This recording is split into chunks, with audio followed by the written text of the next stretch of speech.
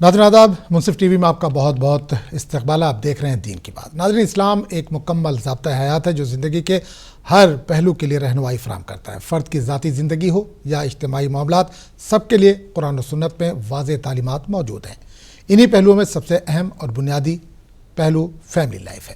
خاندان کسی بھی معاشرے کی بنیاد ہوتا ہے اور اسلام نے اس کی اصلاح اور مضبوطی پر خصوصی توجہ دی تاکہ ایک پرامن، خوشحال اور صالح معاشرہ وجود میں آ سکے۔ ناظرین، خاندان صرف رشتہ داری کا نام نہیں بلکہ ایک مضبوط ادارہ ہے جو محبت، ذمہ داری، قربانی اور اعتماد پر قائم ہوتا ہے۔ اسلام نے خاندان کو سکون قلب کا ذریعہ قرار دیا۔ اسلام نکاح کو پاکیزہ رشتہ قرار دیتا ہے جو مرد اور عورت دونوں کو عزت، تحفظ اور ذمہ داری کا احساس دلاتا ہے۔ اسلامی خاندان میں والدین اور اولاد کے درمیان تعلق محبت اور ذمہ داری پر مبنی ہے۔ اسلام میں میاں بیوی کا رشتہ اعتماد، وفاداری اور احترام پر قائم ہے۔ قرآن نے میاں بیوی کو ایک دوسرے کے لیے لباس قرار دیا۔ شوہر اپنی بیوی اور بچوں کا نگراں اور کفیل ہے۔ بیوی گھر کی نگہبان اور شوہر کی شریک حیات ہے۔ اولاد ماں باپ کی فرما بردار اور ان کی عزت کرنے والی ہے۔ بھائی بہن ایک دوسرے کے مددگار ہیں۔ یوں ہر فرد اپنی ذمہ داری ادا کرے تو خاندان محبت، امن اور سکون کا گہوارہ بن جاتا ہے۔ جب خاندان اسلامی اصولوں پر قائم ہو تو اس کے اثرات پورے معاشرے پر پڑتے ہیں۔ امن و سکون قائم رہتا ہے۔ نئی نسل صحیح تربیت کے ساتھ پروان چڑھتی ہے۔ ظلم، ناانصافی اور بے راہ روی کم ہو جاتی ہے۔ معاشرہ خیر و بھلائی کا گہوارہ بن جاتا ہے۔ آج کے دور میں جہاں مغربی طرز زندگی نے خاندانی نظام کو کمزور کر دیا، وہاں اسلام کی تعلیمات روشنی اور امید کا ذریعہ ہے۔ طلاق کی بڑھتی ہوئی شرح، والدین اور اولاد کے درمیان دوری اور بے راہ روی کے مسائل کا حل صرف اسلامی خاندانی نظام میں ہی موجود ہے۔ اور اس اہم موضوع پر بات کرنے کے لیے ہم نے دعوت دی ہے مفتی صدیق صاحب کو۔ مفتی صاحب، بہت بہت استقبال ہے آپ کا۔ السلام علیکم ورحمۃ اللہ وبرکاتہ۔ وعلیکم السلام ورحمۃ اللہ وبرکاتہ۔ بہت بہت شکریہ۔ تو ناظرین، مفتی صدیق صاحب ہمارے ساتھ اگلے 1 گھنٹے تک موجود رہیں گے۔ آج کا جو ہمارا عنوان ہے وہ ہے فیملی لائف اور اسلامی تعلیمات۔ اگر اس تعلق سے آپ کے ذہن میں کوئی بھی سوال ہے تو بلا جھجک آپ کال کر سکتے ہیں۔ اگلے 1 گھنٹے تک مفتی صاحب ہمارے ساتھ ہیں۔ اس کے علاوہ بھی اگر آپ کے ذہن میں کوئی بھی سوال ہے تو بھی آپ کال کر سکتے ہیں۔ قرآن سنت کی روشنی میں جو بھی بہتر حل ہوگا انشاءاللہ وہ بتایا جائے گا۔ نمبر لگاتار ٹی وی اسکرین پر فلیش ہو رہا ہے، نمبر نوٹ کر کے آپ سوالات کے ساتھ تیار رہیے۔ آگے بڑھنے سے پہلے ایک چیز اور بتا دیں کہ جب بھی کال کریں برائے کرم ٹی وی سیٹ سے تھوڑا سا دور ہو کر بات کیا کریں۔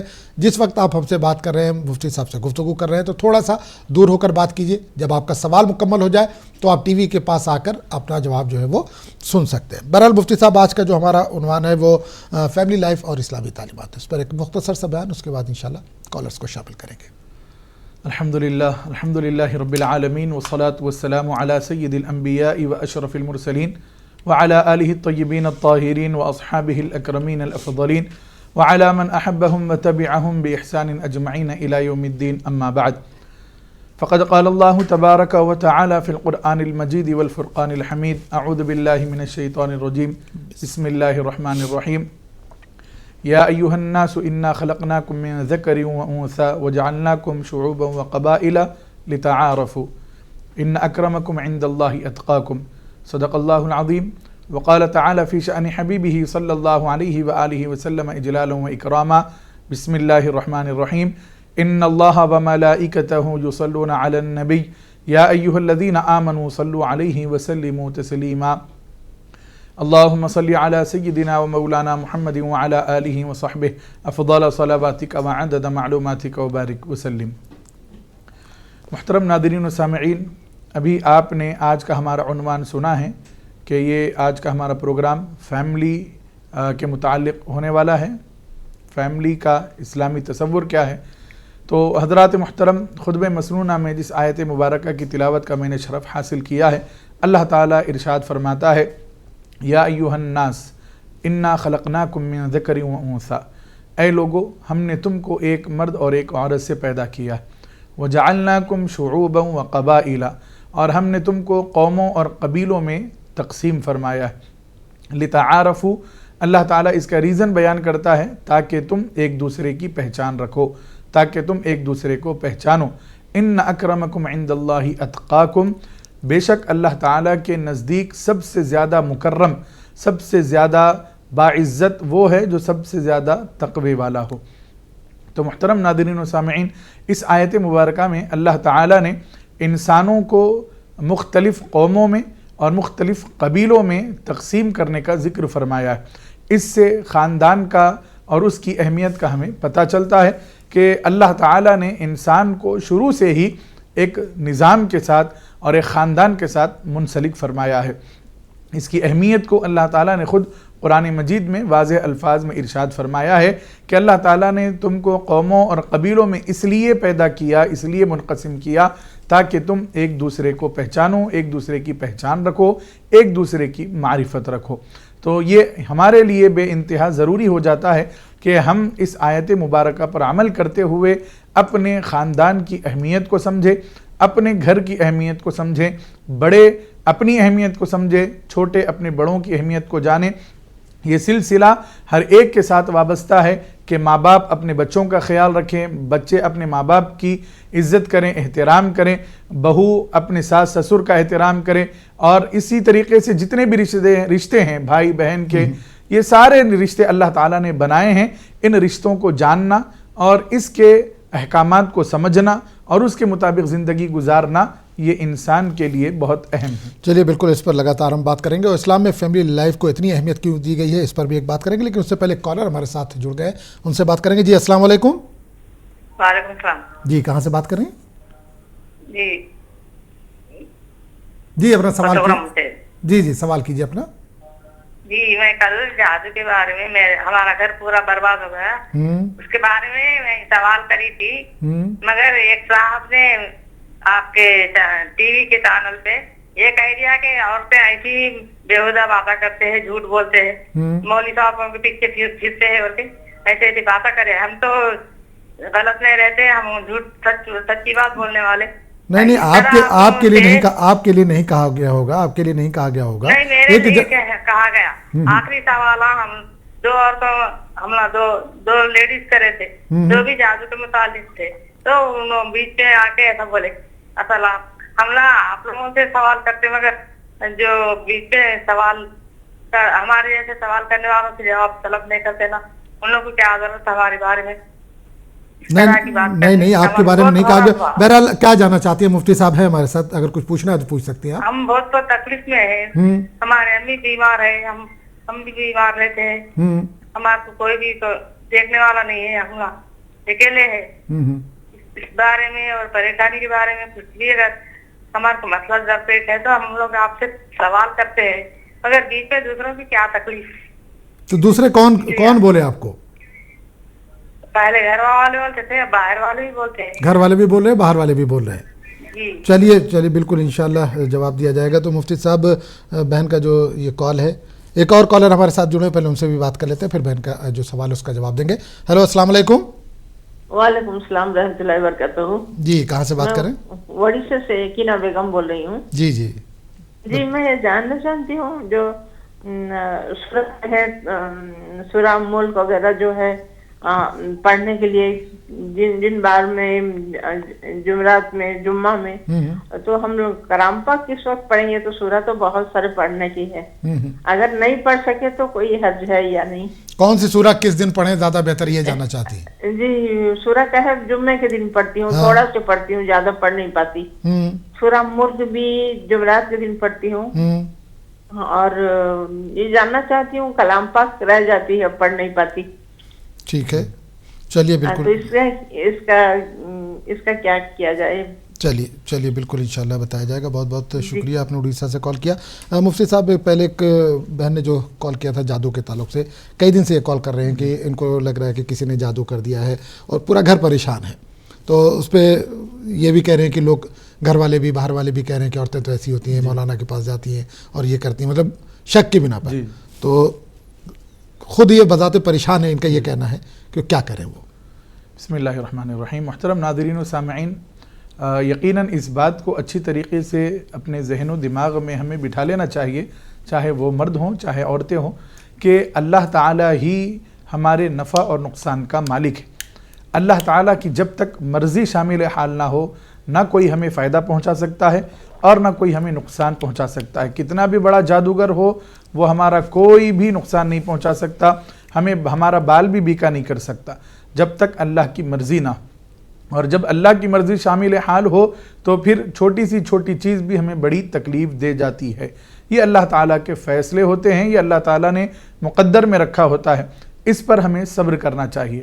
اور یہ بات اچھی طریقے سے ذہن میں رکھنی چاہیے کہ اسلام میں سب سے پہلے ہمیں ہر چیز کا نافع یعنی نفع دینے والا اور ہمیں نقصان پہنچانے والا کون ہے، اس کو ذہن میں رکھیں۔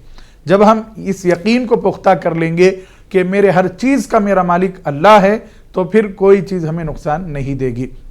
اب رہی یہ بات آپ پریشان ہیں، تو اللہ تعالیٰ سے ہم دعا کرتے ہیں کہ اللہ تعالیٰ آپ کی پریشانیوں کو دور فرمائے، لیکن ہم یہ مشورہ دیں گے قرآن و حدیث کی روشنی میں کہ آپ نمازوں کی کثرت سے پابندی کریں اور قرآن کی تلاوت کثرت سے کریں، کسی کے پاس نہ جائیں، اللہ کے پاس ہی اپنی لو لگائیں، اللہ کی بارگاہ میں ہی آپ معروضہ رکھیں، کسی کے پاس جانے کی آپ کو ضرورت نہیں ہے، کیونکہ اللہ ہی ہمیں نفع دینے والا ہے اور اللہ ہی ہمیں نقصان پہنچانا، اللہ تعالیٰ ہی ہمارے گناہوں کی وجہ سے ہمیں نقصان میں مبتلا فرماتا ہے۔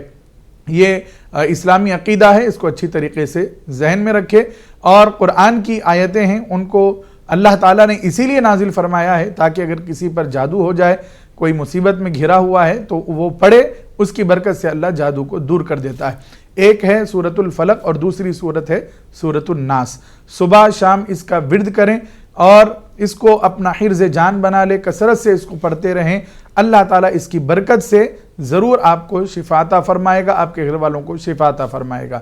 اس کے علاوہ سورۃ البقرہ کی آخری 2 آیتیں ہیں جس کو ہم آمن الرسول کے نام سے جانتے ہیں، تو یہ آخری 2 آیتیں آپ ضرور یاد کر لیں، اپنے بچوں کو یاد دلائیں، اپنے گھر میں ہر کسی کو یاد دلائیں، اور اس کو پڑھنے کی برکت یہ ہے کہ جس گھر میں آمن الرسول پڑھا جاتا ہے اس گھر والوں کو اللہ تعالیٰ اپنے حفظ و امان میں رکھتا ہے۔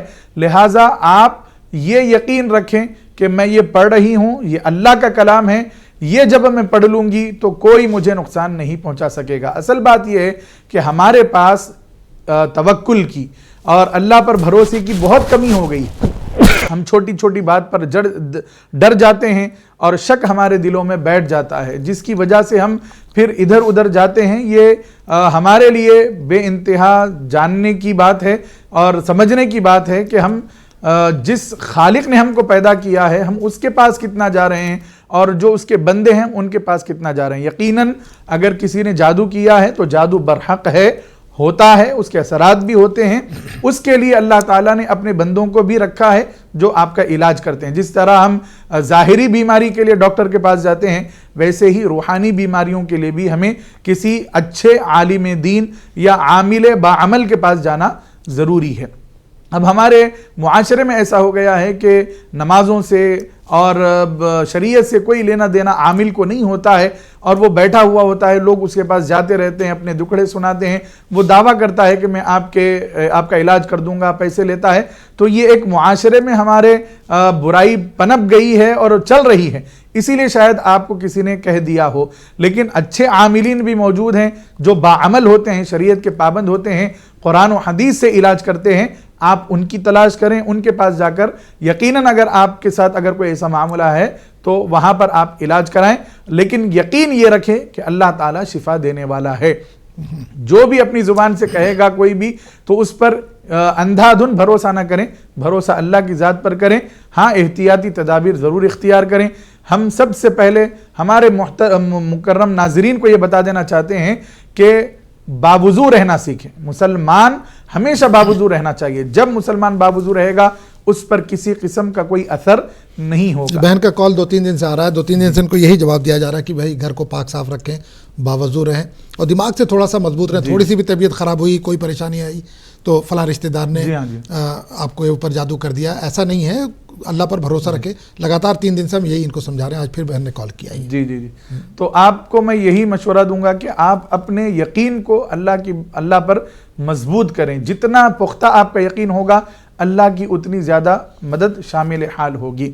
تو الغرض ایک واقعہ بھی میں آپ کو سنا دوں کہ ایک بادشاہ گزرے ہیں ہمارے ہندوستان کے، غالباً اورنگزیب رحمۃ اللہ تعالیٰ علیہ کا واقعہ ہے کہ وہ کسی بارگاہ میں گئے کسی ولی کے، تو وہاں پر دیکھا کہ ایک اندھا ہے جو وہاں پر بیٹھا ہوا ہے اور معروضہ کر رہا ہے کہ میری آنکھیں لوٹ آئے، میری آنکھیں لوٹ آئے۔ تو بادشاہ نے اس سے پوچھا کہ تو یہاں کب سے بیٹھا ہوا ہے؟ تو اس نے مدت بتائی کہ اتنے دنوں سے یا اتنے مہینوں سے میں یہاں پر بیٹھا ہوا ہوں، میری آنکھوں کے لیے میں سوال کر رہا ہوں اور دعا کر رہا ہوں اللہ تعالیٰ سے۔ تو اورنگزیب رحمۃ اللہ علیہ نے کہا کہ میں اندر جا رہا ہوں، زیارت کر کے باہر آؤں گا، جب تک میں باہر آؤں تیری آنکھیں آ جانی چاہیے، ورنہ تیرا سر میں تن سے جدا کر دوں گا، تیری گردن مار دوں گا۔ تو وہ اورنگزیب رحمۃ اللہ علیہ اندر گئے بارگاہ میں، اور وہاں پر زیارت کی، فاتحہ خوانی جو بھی کرنا تھا، قرآن پڑھ کے ایصال ثواب وغیرہ کر کے جب واپس آئے تو کیا دیکھا کہ جو اندھا تھا اس کی آنکھیں واپس آ گئی۔ انہوں نے پوچھا کیا ماجرا ہے؟ میں جب اندر گیا تو اندھا تھا، باہر آیا تو تیری بینائی واپس آ گئی۔ تو اس نے کہا کہ حضرت جب آپ نے کہا کہ باہر آنے تک اگر تیری آنکھیں نہیں آئی تو پھر میں تیری گردن مار دوں گا، تو میں نے گڑ گڑا کر اللہ کو پکارا اور کہا کہ مولا میری آنکھیں لوٹا دے، ورنہ میری گردن مار دی جائے گی۔ اور حضرت کے وسیلے سے میں خوب دعائیں کرتا رہا، اللہ تعالیٰ نے مجھے بینائی عطا فرما دی۔ تو حضرت اورنگزیب رحمۃ اللہ علیہ نے کہا کہ جو تو اتنے دن سے یہاں پر بیٹھا ہوا تھا، یہاں پر بیٹھ کر جس طرح مانگنا ہے تو اس طرح نہیں مانگ رہا تھا، اللہ پر جیسا بھروسہ اور توکل کرنا چاہیے تھا ویسا تیرا بھروسہ نہیں تھا، اسی لیے اللہ تعالیٰ نے تجھ کو محروم رکھا۔ اب تیری جان پر جب بن آئی تو نے گڑ گڑا کر رو کر خوب دعائیں کی اللہ سے، تو اللہ تعالیٰ نے تجھے بینائی عطا فرما دی۔ اس واقعے سے علماء اکرام یہ بیان فرماتے ہیں کہ جتنا زیادہ اللہ پر بھروسہ کیا جاتا ہے اور جتنا زیادہ اس کی بارگاہ میں گڑ گڑا کر دعائیں کی جاتی ہے، اللہ تعالیٰ اس بندے پر اتنا جلدی رحم فرماتا ہے۔ ہمارے پاس یہ ہو گیا ہے کہ ہم ظاہری طور پر دعا مانگتے ہیں، دل میں ہمارے کچھ چلتا رہتا ہے، ذہن میں کچھ چلتا رہتا ہے اور زبان پر کچھ ہوتا ہے، ہمیں یہ یقینی نہیں ہے کہ ہم کس کی بارگاہ میں بیٹھ کر دعا کر رہے ہیں، کس کو پکار رہے ہیں۔ اگر تصور میں لائیں تو ہمارے رونگٹے کھڑے ہو جاتے ہیں اور ہمارا جسم کانپنے لگ جاتا ہے کہ ہم اللہ کی بارگاہ میں بیٹھے ہوئے ہیں، اللہ سے مانگ رہے ہیں اور اللہ ہی دینے والا ہے۔ جب اس طرح مانگتے ہیں تو پھر ہر مصیبت دور ہوتی ہے اور ہر نعمت بھی ملتی ہے۔ اس کے علاوہ ہم یہ مشورہ دیں گے آپ کو، ہم نے آپ کو کہا کہ باوضو رہیں، نمازوں کی پابندی کریں، سورہ فلق، سورہ ناس پڑھیں، سورہ بقرہ کی آخری 2 آیتیں کثرت سے پڑھیں، درود شریف کا کثرت سے گھر میں اہتمام کریں، چلتے پھرتے درود پڑھتے رہیں۔ ان وظائف کی برکت سے اللہ تعالیٰ ضرور آپ کے مسائل کو حل فرمائے گا۔ یہ ایک بات ہو گئی۔ دوسری بات یہ ہے کہ اگر واقعتاً جادو وغیرہ ہے تو کسی اچھے عامل جو باعمل ہو، شریعت کا پابند ہو، اس سے ملیں، قرآن و حدیث کی روشنی میں وہ جو علاج بتائیں اس پر عمل کریں، اللہ تعالیٰ ضرور شفا عطا فرمائے گا۔ اس کا کوئی انکار نہیں کر سکتے کہ اللہ تعالیٰ نے صرف جسمانی امراض کے لیے ڈاکٹرز پیدا کیے ہیں، روحانی امراض کے لیے کچھ نہیں ہے، ایسا نہیں ہے۔ جس طرح ظاہری بیماریوں کے لیے ڈاکٹرز ہیں، ویسے ہی روحانی بیماریوں کے لیے بھی اللہ تعالیٰ نے اپنے کلام اور اپنے حبیب کے کلام میں ایسی برکتیں رکھی ہیں کہ جو ان کا عامل بن جاتا ہے، اللہ اس کے ذریعے سے بھی لوگوں کو روحانی شفا دیتا ہے۔ ضرور ہمیں ایسے لوگوں کی تلاش کی ضرورت ہے۔ مارکیٹ میں بہت سارے ایسے لوگ ہیں جو فراڈ کرتے ہیں، اسی لیے آپ کو کہا گیا ہے آپ اچھے عامل سے ملیں جو شریعت کا پابند ہو، جو شریعت کے مطابق قرآن و حدیث کے مطابق علاج کرتا ہو، اس سے آپ ضرور رابطہ کریں۔ اور ہم بھی دعا کرتے ہیں کہ اللہ تعالیٰ آپ کے مسائل کو جلد سے جلد حل فرمائے۔ آمین آمین۔ تو بہن امید ہے کہ آپ کے جو سوال تھے اس کا جواب آپ کو مل گیا ہوگا، اگر کیونکہ آپ کئی دن سے کال کر رہی ہیں، ظاہر سی بات ہے پریشانی میں ہوں گی۔ اگر جو مفتی صاحب نے چیزیں بتائی ہیں، جو دعائیں بتائی ہیں، اگر آپ نہیں سن پائی ہوں، نہیں نوٹ کر پائی ہوں، تو یوٹیوب پر بھی یہ لائیو نشر ہوتا ہے، بعد میں آپ یوٹیوب پر بھی جا کر پوری دعائیں جو ہے دوبارہ سن سکتی ہیں، نوٹ کر سکتی ہیں۔ بہرحال ایک کالر اور ہمارے ساتھ جڑے، ان سے بات کریں گے۔ جی السلام علیکم۔ وعلیکم السلام۔ کہاں سے بات کر رہے ہیں بھائی؟ صاحب جی ہم ابھی تو بات نہیں کر سکتے، کوئی بات ہے، مسئلہ تھا ہمارا، سمجھ لیں کب آپ سے بتیا میں نہیں سوال کریے آپ۔ مسئلہ کوئی نہیں رکھا ہے، ابھی سمجھ نہیں پا رہے، ہم لگاؤ لگ گیا، ٹھیک ہے، ہاں لگ گیا ہے، سوال کریے۔ سوال یہی ہے کہ ہماری ایک زمین ہے اور اس نے ٹھکایا ہے زبردستی اور دے نہیں رہا، مسلمان بہو ہے۔ نہیں ایک منٹ، زمین آپ کی ہے؟ جی ہاں، اس پر کیا ہے؟ وہ ہماری زمین ہے، اس نے لیا ہے زبردستی، قبضہ کیا ہے۔ اچھا، قبضہ کر لیا ہے، ہاں ٹھیک ہے۔ میں سمجھے رہے ہیں، بہت چکر پڑے ہیں، چھوٹ نہیں رہی، تو کیا دعا کر دو مل جائے، مسلمان بہو ہے۔ اچھی بات ہے۔ کہاں سے بات کر رہے ہیں بھائی؟ امبیڈکر نگر، کھانڈا، اکبر پور۔ अच्छी बात है। चलिए, अम्बेडकर नगर से आपने यूपी से कॉल किया, इंशाल्लाह जो भी है बेहतर इसका जवाब दिया जाएगा। देखते रहिए प्रोग्राम। मुफ्ती साहब, एक उड़ीसा से जो बहन ने फ़ोन किया था सूरा पढ़ने के ताल्लुक से कि किस किस दिन कौन कौन सी सूरा ज़्यादा पढ़ना बेहतर है। सूरा कहफ जैसे उन्होंने कहा कि जुमे के दिन पढ़ती हैं, सूरा मुल्क है वो भी पढ़ती है, तो किस किस दिन पढ़े, कौन कौन सी सूरा ज़्यादा बेहतर है, अफजल है? बिस्मिल्लाहिर्रहमानिर्रहीम। मुहतरम नाज़रीन व सामीईन, उड़ीसा से हमारी बहन ने सवाल किया था कि वो सूरह मुल्क और सूरह कहफ वग़ैरह पढ़ती हैं लेकिन कुरान मुकम्मल नहीं पढ़ पाती हैं, इससे कोई उनको गुनाह होगा या नहीं होगा, और किस दिन कौन सा सूरा पढ़ना चाहिए। तो मुहतरम नाज़रीन व सामीईन, याद रखें कि सूरह वाक़िया है, सूरह मुल्क है, सूरह कहफ है, और इसके अलावा दूसरी सूरतें भी हैं जिनके फजीलत में अहादीस शरीफा वारिद हुई हैं। सूरह मुल्क के बारे में ये कहा गया है कि जो बंदा इसको पढ़ेगा उसको सूरह मुल्क अज़ाब क़ब्र से महफूज रखेगा। यानी जो सूरह मुल्क पढ़ने का आदी होता है, रोज़ाना एक मरतबा या सुबह शाम, जो भी जिस तरीक़े से मुमकिन हो सके सूरह मुल्क पढ़ने का आदी बन जाता है, तो क़ब्र में सूरह मुल्क आकर उसकी हिफाजत करता है और उसको अज़ाब जहन्नम से बचा लेता है। यह अहादीस मुबारका में बयान हुआ है और साबित भी है। और एक सहाबी रसूल हैं, गालिबन तिरमिज़ी शरीफ में यह हदीस पाक है कि वो एक सफ़र में थे, एक जगह खैमा डालकर बैठे थे कि ज़मीन के नीचे से सूरह मुल्क की तिलावत की आवाज़ आई। तो वो हुज़ूर पाक अलैहिस्सलाम की बारगाह में हाजिर हुए और अर्ज़ किया, या रसूल अल्लाह, मेरे साथ ऐसा ऐसा वाक़िया हुआ है। तो हुज़ूर पाक अलैहिस्सलाम ने फरमाया कि यकीनन सूरह मुल्क आदमी को जहन्नम क़ब्र के अज़ाब से बचाती है। तो इससे हमें ये पता चलता है कि जो बंदा सूरह मुल्क पढ़ने का आदी होता है वो क़ब्र में अज़ाब से महफूज रहता है। और इसके अलावा सूरह वाक़िया के बारे में ये बताया गया है कि जो मगरिब के बाद रोज़ाना इसकी तिलावत करे तो उसको अल्लाह ताला फ़क़्र व फ़ाक़ा से, तंगी और मुहताजी से महफूज रखता है। इसके अलावा और भी बहुत सारी सूरतें हैं जो आप पढ़ सकते हैं, लेकिन असल बात यह है कि सिर्फ़ इन सूरों में रह जाना और कुरान को न पढ़ना ये हमारे लिए एक मायूब बात है, इससे हमें बचना ज़रूरी है। सिर्फ हम सूरह मुल्क पढ़ रहे हैं, सूरह वाक़िया पढ़ रहे हैं, सूरह कहफ पढ़ रहे हैं, लेकिन कुरान हम नहीं पढ़ रहे हैं मुकम्मल, ना शुरू से हम उसको स्टार्ट कर रहे हैं, तो ये हमारे लिए एक मायूब बात है। हमने इससे पहले भी मशवरा दिया है, अभी भी हम अपने नाज़रीन को मशवरा देते हैं कि आप मुकम्मल कुरान रोज़ाना 3 आयतें ही सही ट्रांसलेशन के साथ, तर्जमे के साथ पढ़ें, ताकि आपको पता चले कि अल्लाह ताला हमें क्या फरमा रहा है, हमें ज़िंदगी कैसे गुजारनी चाहिए, ताकि आपको, जी हाँ, समझ कर पढ़ने की ज़रूरत है। और हर हर्फ पर अल्लाह ताला 10 नेकियां अता फरमाता है। तो सिर्फ सूरह मुल्क, सूरह वाक़िया, सूरह कहफ में ना रहें, बल्कि पूरा कुरान पढ़ें ताकि आपको बहुत ज़्यादा सवाब से अल्लाह ताला माला माल फरमाए। चलिए, एक और कॉलर हमारे साथ जुड़ गए, उनसे बात करेंगे। जी अस्सलाम वालेकुम।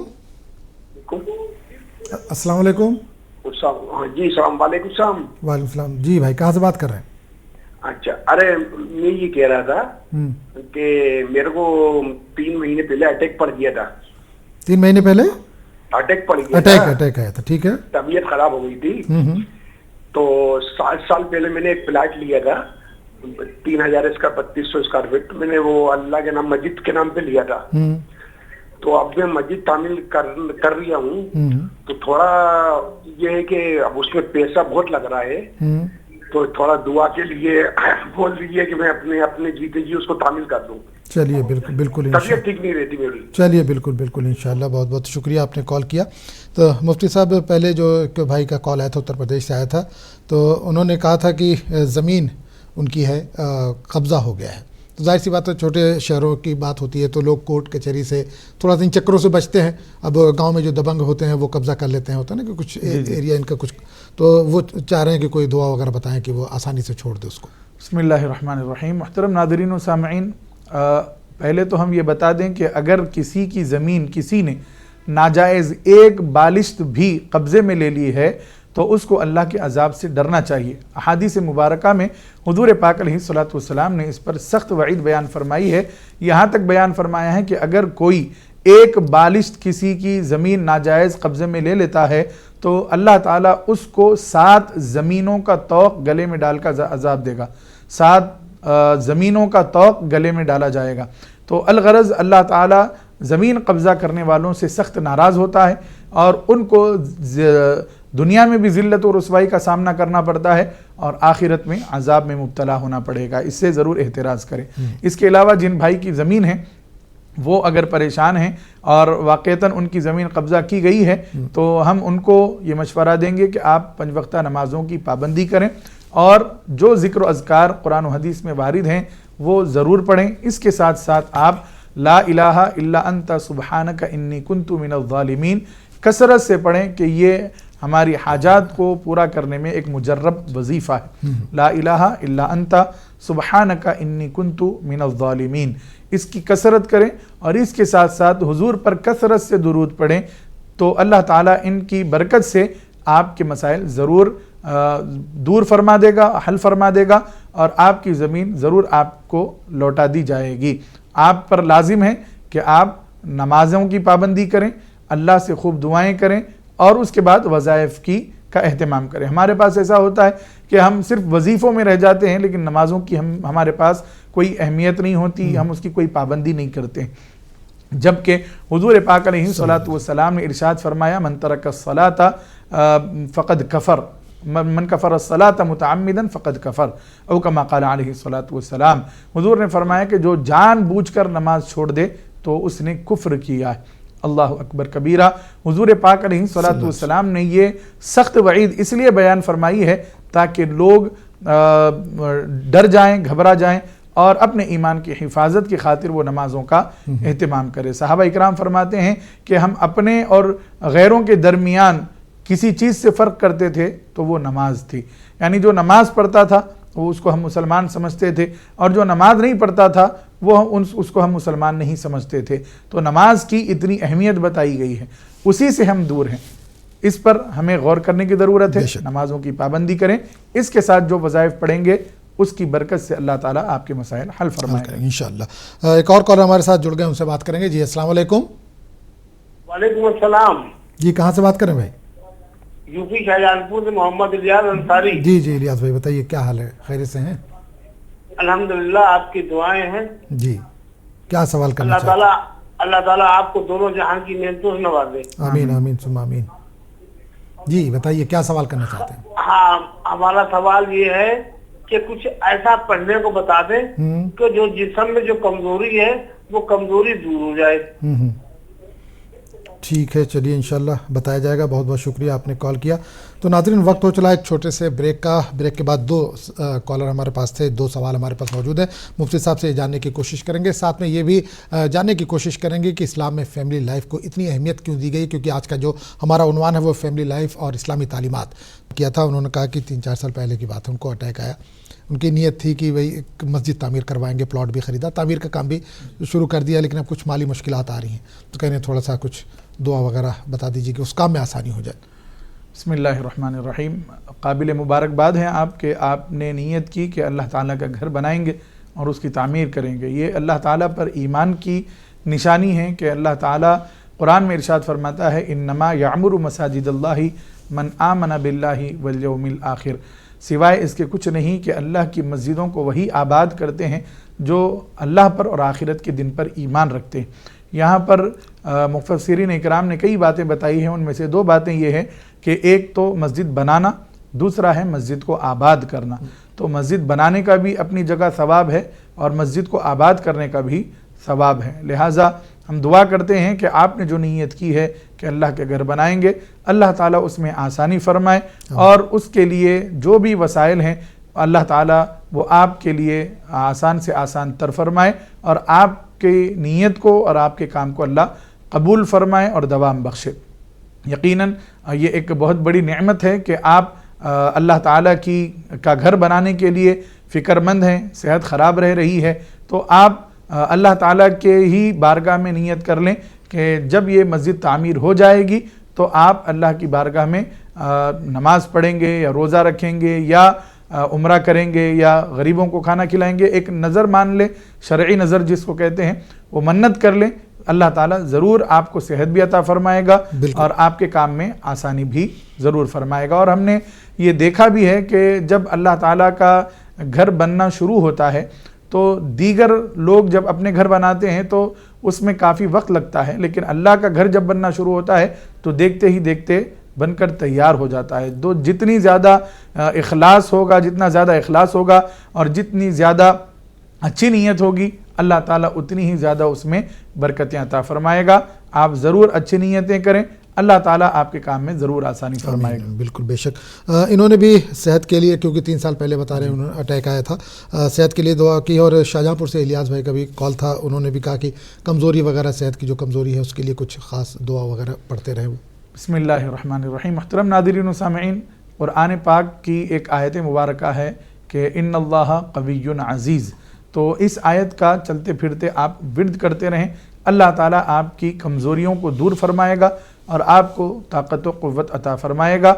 आपके जिस्म में किसी भी किस्म की कमज़ोरी हो, अल्लाह ताला ज़रूर इस आयत की बरकत से उसको दूर फरमा देगा। लेकिन हम अपने नाज़रीन को फिर एक बार यही बताना चाहते हैं कि इन वज़ाइफ के साथ साथ आप शरीयत के पाबंद भी बने रहें और ऐसी चीज़ें छोड़ दें जो आपको कमज़ोर कर सकती हों। ऐसी ग़िज़ा आप बंद कर दें जो आपको नुकसान पहुंचा सकती हो। सिगरेट नोशी है, शराब नोशी है, तंबाकू है, या फिर ऐसी ग़िज़ाएँ हैं, जंक फूड जिसको हम कहते हैं, या ऐसी ग़िज़ाएँ हैं जो जिस्म को नुकसान पहुंचा सकती हैं।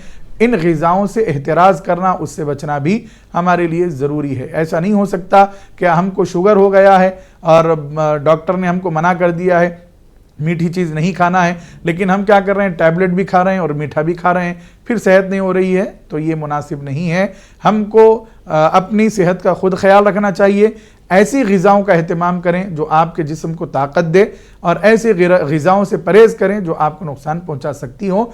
इसके साथ साथ नमाज़ों की पाबंदी करें, बावुज़ू रहें और जो आयत आपको बताई गई है उसका विर्द करें। अल्लाह ताला ज़रूर उसकी बरकत से हर किस्म की कमज़ोरी को, हर किस्म की बीमारी को दूर फरमा देगा। चलिए बिल्कुल बेशक, और जो चीज़ें बताई हैं मुफ्ती साहब ने उस पर बिल्कुल अमल करिए इंशाअल्लाह। सेहत के ताल्लुक़ से जो बातें बताई गई हैं उसको भी अगर आप नहीं सुन पाए हो, नहीं नोट कर पाए हो, तो यूट्यूब पर भी आप ये प्रोग्राम नशर हो रहा है, लाइव नशर हो रहा है, बाद में भी आप जाकर यूट्यूब पर ये प्रोग्राम देख सकते हैं। आज जो फैमिली लाइफ और इस्लामी तालीमात, ये आज का हमारा उन्वान है। इस ताल्लुक़ से अगर आपके जहन में कोई भी सवाल है तो बिला झिझक कॉल कर सकते हैं। इसके अलावा भी अगर आप कोई सवाल करना चाहते हैं तो भी आप कॉल कर सकते हैं। मुफ्ती सिद्दीक साहब लगातार हमारे साथ मौजूद हैं जो आपके सवालों के जवाब दे रहे हैं। एक कॉलर और हमारे साथ जुड़ गए, उनसे बात करेंगे। जी अस्सलाम वालेकुम। वालेकुम सलाम। कहाँ से बात कर रहे हैं? जी हम खालिदा दिल्ली से बात कर रहे हैं। दिल्ली से बात करें। जी बताइए क्या सवाल है, क्या जानना चाहती हैं? मौलाना साहब से पूछना है कि जल्दी शादी के लिए वजीफा बता दें कोई। जल्दी शादी के लिए? हाँ जी। चलिए ठीक है इंशाल्लाह। लड़की के लिए या लड़के के लिए? लड़के के लिए। लड़के के लिए। लड़की के लिए। चलिए बिल्कुल इंशाल्लाह बताया जाएगा। तो मुफ्ती साहब बहन ने दिल्ली से कॉल किया है, लड़की का रिश्ता आसानी से हो जाए, जल्दी हो जाए, उसके लिए कोई तरीक़ा, कोई दुआ। बिस्मिल्लाहिर्रहमानिर्रहीम। मुहतरम नाज़रीन व सामिईन, यकीनन ये हमारे मुआशरे में एक अलमिया हो गया है कि शादियां हमारी बच्चियों की जल्दी नहीं हो पा रही हैं। उसकी वजह हमारा नाजायज़ मुतालबा है और हमारी नाजायज़ ख्वाहिशात हैं जिसको दुल्हन वाले पूरे नहीं कर सकते, लड़की वाले पूरा नहीं कर सकते, जिसकी वजह से हमारी बहनें अपने घरों में निकाह के इंतज़ार में बैठी रहती हैं। हमको चाहिए कि हम निकाह कुरान और हदीस की रोशनी में करें। हुजूर पाक अलैहिस्सलातु वस्सलाम ने इरशाद फरमाया है कि तुम निकाह को आसान करो और ज़िना को मुश्किल कर दो। हमने इसका उलट कर दिया है कि हमारे पास ज़िना तो आसान हो गया है लेकिन निकाह मुश्किल से मुश्किल तर होता चला जा रहा है। उसकी वजह हमारे ख़ानदान का और हमारे दोस्त अहबाब का, हमारे माहौल का प्रेशर है जो हम पर पड़ता है कि अगर मैं सादगी से निकाह करूँगा तो ख़ानदान वाले क्या कहेंगे, रिश्तेदार क्या कहेंगे, दोस्त अहबाब क्या कहेंगे, पड़ोसी क्या कहेंगे। हम दूसरों के कहने का एतबार करते हैं और दूसरों का ख्याल करते हैं, और जब निकाह आसान करने की बारी आती है तो हम उसको मुश्किल बना लेते हैं। कर्ज़े लिए जा रहे हैं, सूदी कर्ज़ लाया जा रहा है और उसके ज़रिए से निकाह किया जा रहा है। ये मुनासिब नहीं है। एक सहाबी हुजूर पाक अलैहिस्सलातु वस्सलाम की बारगाह में हाजिर हुए तो हुजूर पाक अलैहिस्सलातु वस्सलाम ने उनके ऊपर शादी के असरात देखे तो हुजूर ने फरमाया, यूँ महसूस होता है कि तुमने निकाह कर लिया। तो उन्होंने अर्ज़ किया, या रसूलल्लाह हाँ मैंने निकाह कर लिया। तो हुजूर पाक अलैहिस्सलातु वस्सलाम ने खुश होकर उनको दुआएं दी और फरमाया, अवलिम वलौ बिशातिन, तुम वलीमा करो अगरचे कि एक बकरी से ही क्यों ना हो। तो इस वाक़ये में हमको ये दर्स मिलता है कि सारी कायनात की सबसे बेहतरीन ज़ात हुजूर पाक अलैहिस्सलातु वस्सलाम मौजूद हैं, जलवगर हैं, लेकिन निकाह इतनी सादगी से किया गया है कि हुजूर पाक अलैहिस्सलातु वस्सलाम भी उस दावत में मदऊ नहीं हुए। تو صحابی کو حضور پاک علیہ الصلوۃ والسلام نے یہ نہیں کہا کہ تم نے ہمیں دعوت میں کیوں نہیں بلایا، ہم تم سے ناراض ہیں وغیرہ وغیرہ، جیسا ہمارے ساتھ ہوتا ہے۔ حضور پاک علیہ الصلوۃ والسلام نے خوش ہو کر دعائیں دی۔ تو ہمیں بھی اس طریقے کو اپنانا چاہیے کہ اگر کوئی سادگی سے نکاح کر لے اس سے ناراض نہ ہو، بلکہ ہم اس کو دعائیں دیں، خوشی کا اظہار کریں، مسکرائیں، اور اس کے بعد اگر وہ ولیمے کی دعوت دے تو ولیمے میں شریک بھی ہو۔ تو الغرض ہمیں نکاح کو آسان کرنا ہے اور زنا کو مشکل کرنا ہے، اور نکاح آسان سے آسان تر اگر ہم کریں گے تو ہمارے معاشرے میں جو ہماری بہنیں رشتوں کے انتظار میں بیٹھی ہوئی ہیں ان کے لیے جلد سے جلد بہتر رشتے کا انتظام ہوگا، اور ہمارا معاشرہ زنا جیسی وبا سے اور اس گناہ سے محفوظ رہ سکے گا۔ اس کے علاوہ قرآن پاک میں اللہ تعالیٰ نے آیت نازل فرمائی ہے، اس کا بھی ورد کریں اور کثرت سے آپ سورہ یوسف کی تلاوت کریں تو ضرور اللہ تعالیٰ آسانی فرمائے گا۔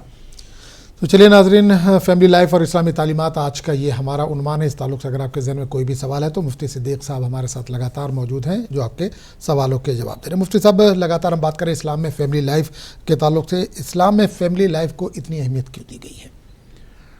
محترم ناظرین و سامعین، یقیناً اسلام میں فیملی لائف کو بہت زیادہ اہمیت دی گئی ہے۔ اس کی وجہ یہ ہے کہ اس سے ایک تو خاندانی نظام مضبوط ہوتا ہے، ایک دوسرے کا ہم احترام کرتے ہیں، ایک دوسرے کا مصیبتوں میں، تکلیفوں میں، پریشانیوں میں ہم ساتھ دیتے ہیں، اور ان رشتوں کے تقدس کو ہم اپنے ملحوظ خاطر رکھتے ہیں اور اس کے مطابق زندگی گزارتے ہیں۔ یہ اللہ تعالیٰ نے نظام بنایا ہے، اور اللہ نے ابھی جیسے ہم نے شروع میں خطبہ مسنونہ میں آیت سنائی آپ کو کہ اللہ تعالیٰ نے فرمایا کہ ہم نے انسانوں کو ایک مرد اور ایک عورت سے پیدا کیا ہے، اور ہم نے ان کو قوموں اور قبیلوں میں تقسیم کیا ہے تاکہ ایک دوسرے کو پہچانیں۔ اور اس آیت مبارکہ سے ہم کو یہ پتہ چلتا ہے کہ ہمیں اللہ تعالیٰ نے ایک خاندان دیا ہے، اس کا ہمارے پاس بے انتہا اہم ہونا لازمی ہے، ضروری ہے۔ ہمیں چھوٹی چھوٹی باتوں پر خاندان سے علیحدگی اختیار کرنا یہ مناسب نہیں ہے۔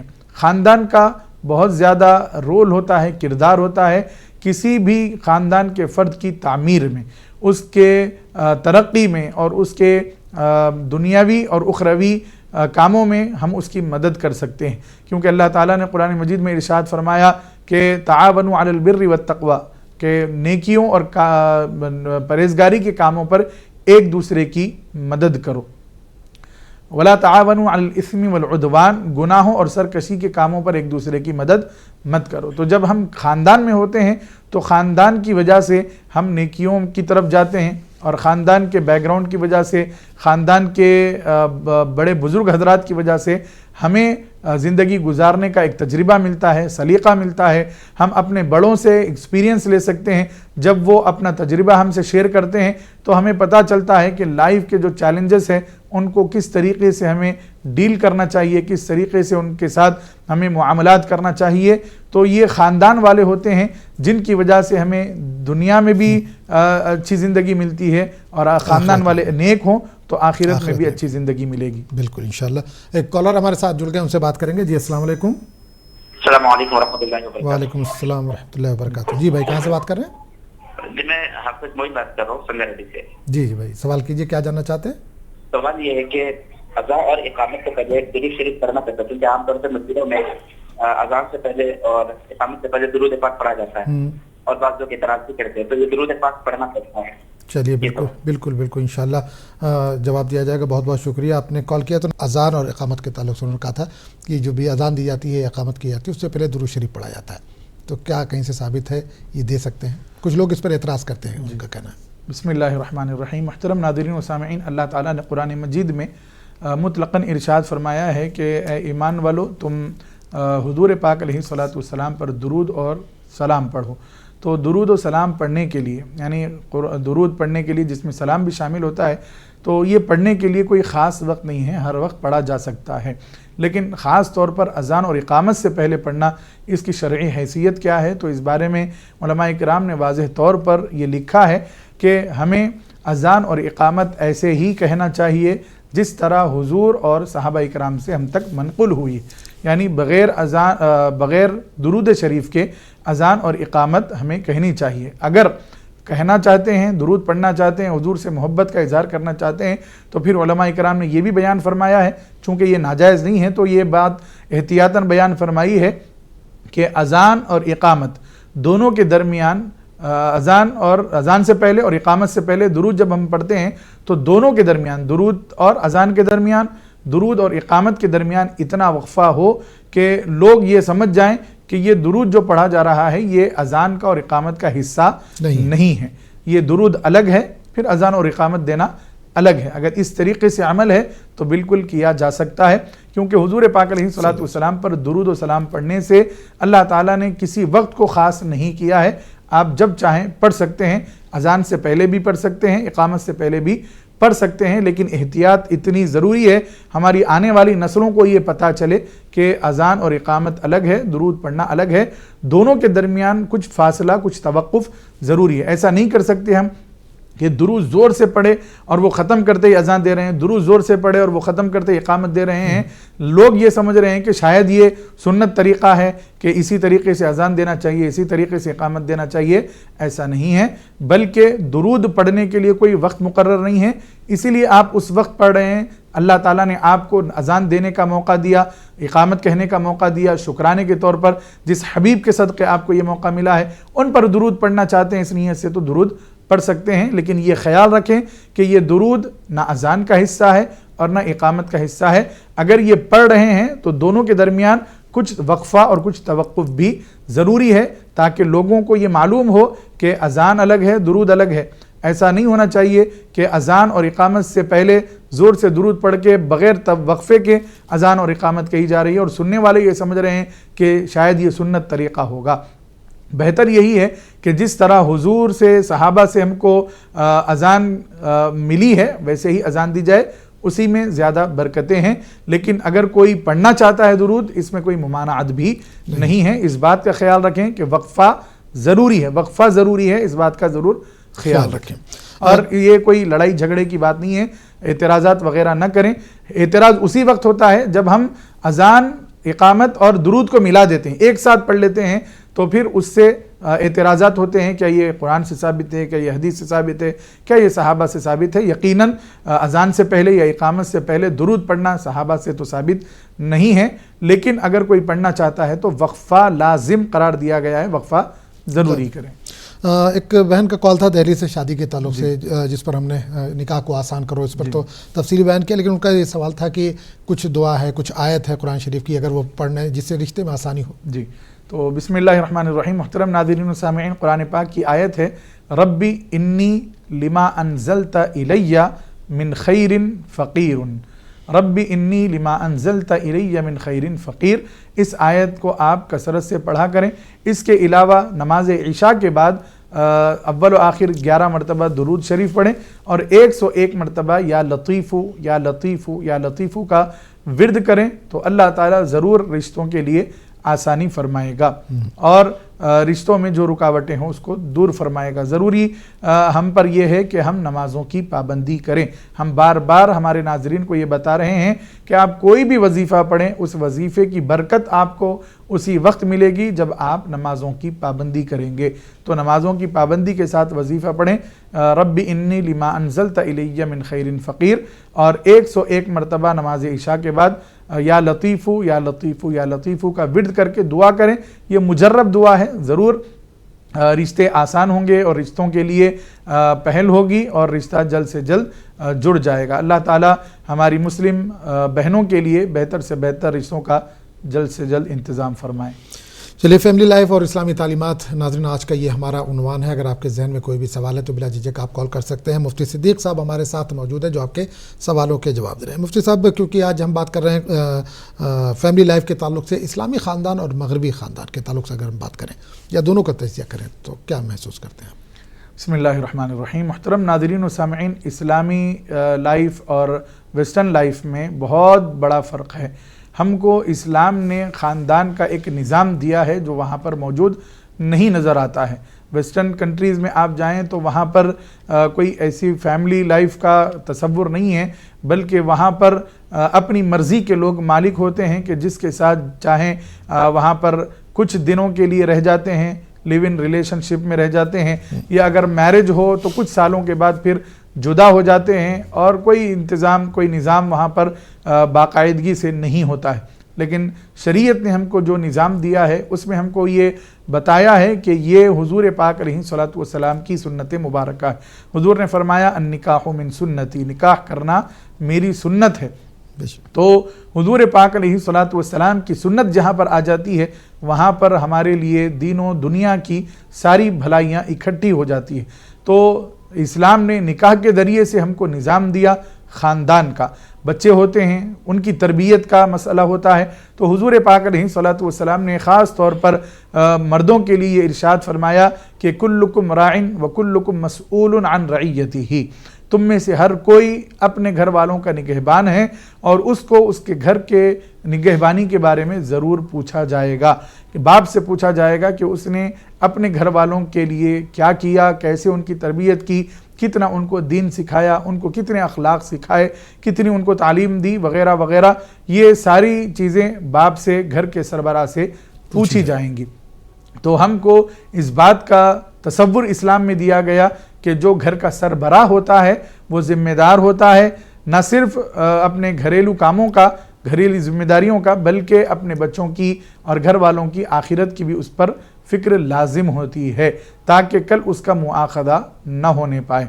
तो ये निज़ाम हमको इस्लाम में ही मिलता है कि बाप अपने बच्चों की सही तरबियत करता है, उनको बेहतरीन अखलाक सिखाता है। हुजूर पाक अलैहिस्सलातु वस्सलाम ने यह भी इरशाद फरमाया कि किसी बाप ने आज तक अपने बच्चे को बेहतरीन अखलाक से बढ़कर अच्छा तोहफ़ा कोई नहीं दिया है। यानी आप कितनी से भी कितना महंगा गिफ्ट आप अपने बच्चे को दें, वो बेहतरीन अखलाक से बढ़कर नहीं हो सकता। अगर आप पूरी दुनिया भी अपने बच्चे के कदमों में रख दें लेकिन उसको अखलाक न सिखाए तो फिर आपने उसको कुछ नहीं दिया है और इस पर आपका मुआखज़ा ज़रूर होगा।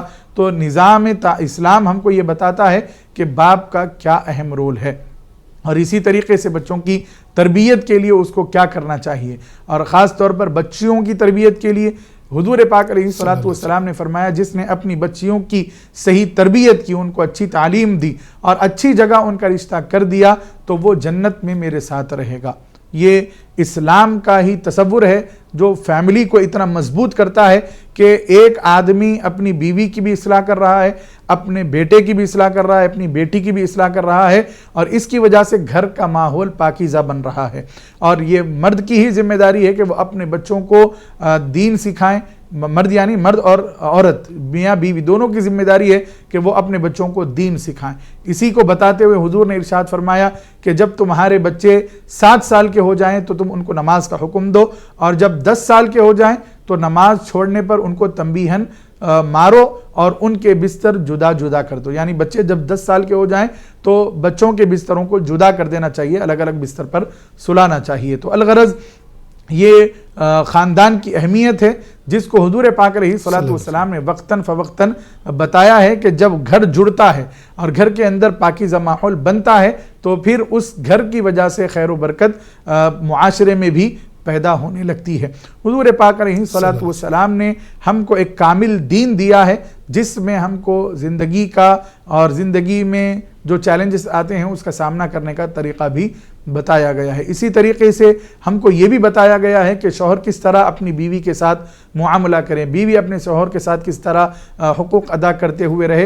हुजूर पाक अलैहिस्सलातु वस्सलाम ने फरमाया कि अगर अल्लाह के अलावा किसी को सजदा करने का हुक्म होता तो मैं इजाज़त देता बीवी को वो अपने शौहरों को सजदा करे।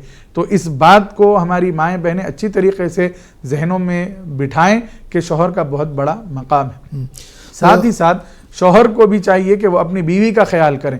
ऐसा नहीं है कि मुझे बरतरी दी गई है तो आप उस पर जुल्म कर रहे हैं, सितम कर रहे हैं, नहीं, बल्कि हुजूर की ज़िंदगी को देखें कि हुजूर अपने घर वालों के साथ कैसे रहा करते थे। हुजूर ने इरशाद फरमाया खैरुकुम खैरुकुम लि अहलिही, तुम में बेहतरीन शख्स वो है जो अपने घर वालों के साथ अच्छा सलूक करे। व अना खैरुन लि अहली, और मैं तुम में सबसे ज़्यादा अपने घर वालों के साथ बेहतरीन सलूक करता हूँ।